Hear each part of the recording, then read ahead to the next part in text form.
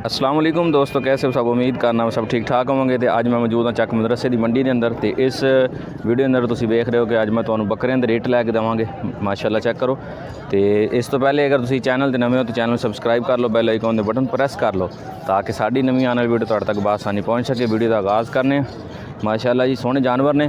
तो सेल जी ना 28,000 रुपया तो शुरू तो ही दस देना कि इन्हों का रेट जो 28,000 रुपया सेल लग गई।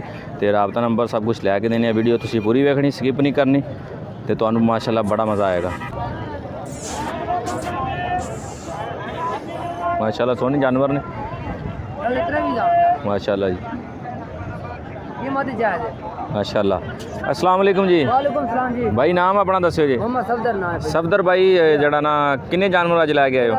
चले 60 दाने लेके आए, बाकी 23 दाने बच गए। 60 दाने लैके आए हो माशाल्लाह जी। तो 23 दाने बाकी ने। जी हाँ। तो नंबर दस दियो अपना राबता नंबर। 03 जी 15 15 18 18 529 नंबर 529 व्हाट्सअप पर भाई सफदर तुम रबता कर सकते हो। जानवर चेक करो माशाल्लाह माशाल्लाह जी।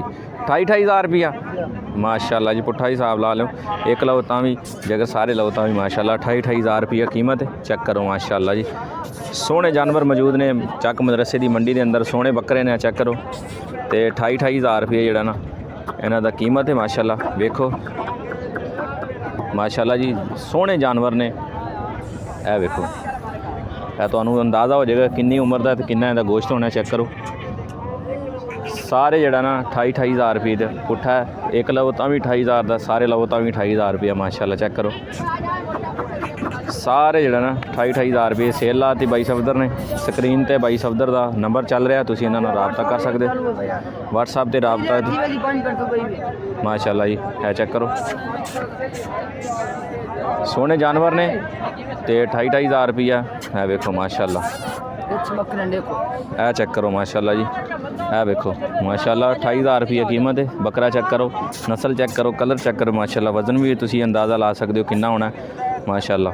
कोई जूम नहीं, जिमें जानवर बाहर ने उंजी तुहानूं दिखा रहे हैं। तुहानूं पता है कि 2 नंबर काम असीं कभी भी नहीं करते कि जानवर कुछ विखा के तो भेजिए कुछ। तुसीं खुद ही इन्हां नाल रबता करना, खुद ही तुसीं इन्हां नाल डील करनी, खुद ही जड़ा ना इन्हां नाल रेट करना। असीं सिर्फ तुहानूं इनफॉर्मेशन देने कि मंडी के हालात की चल रहे हैं, मंडी का की रेट है। बाकी रबता नंबर सब कुछ स्क्रीन पर चलता होंदा, तुसीं उन्हां नाल खुद रबता कर सकते माशाल्लाह। वेखो 28,000 रुपया सेल हैगी। अगर इस जान भाई नूं चाहिए हो तो व्हाट्सएप नंबर व्हाट्सएप पर रबता करके तो तुसीं जिथे पाकिस्तान के जिथे कोने चाहिए, पाकिस्तान के अंदर जिथे भी कोने दिन तुहानूं चाहिए हो तो यह जानवर जड़ा ना फराम करनगे। डिलीवरी चार्जिंग तुहाडे होणगे माशाल्लाह। कारगो का खर्चा तुहाडा है। बाकी जड़ा ना 28,000 रुपया चेक करो। इस तो अलावा भी अगर तुहानूं जानवर चाहिए हो तो बाई सफदर नाल तुसीं रबता कर सकते हो माशाल्लाह। सोहने जानवर लैके आते हैं मदरसा मंडी के अंदर हफ्तेवार।